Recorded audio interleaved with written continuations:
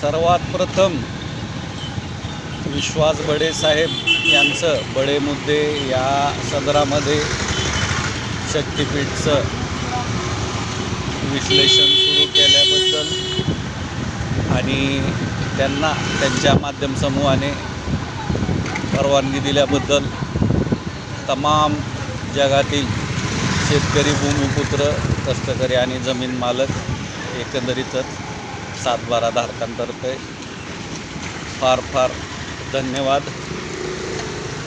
आणि भविष्यातील माध्यम समूहाच्या आणि त्यांच्या एकंदरीतच चारित्र्याला आणि कारकिर्दीला चार चांद म्हणजेच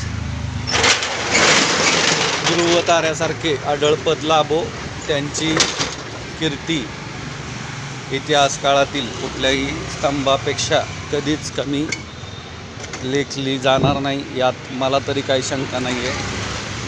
नमस्कार मित्रांनो, आपण पाहतो की भूसंपादन हा व्यूहरचना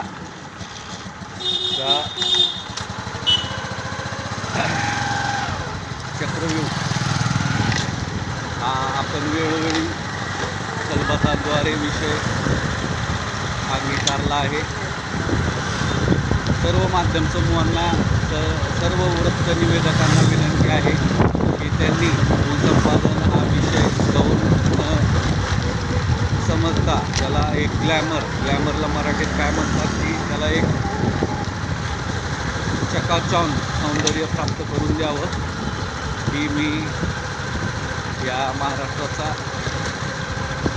या देशाचा नागरिक म्हणून सविनय आपणा सर्वांना विनंती करतो. पहिली गोष्ट, भूसंपादनाचा हा टप्पा अत्यंत निर्णायक पार्श्वभूमीवरती आहे.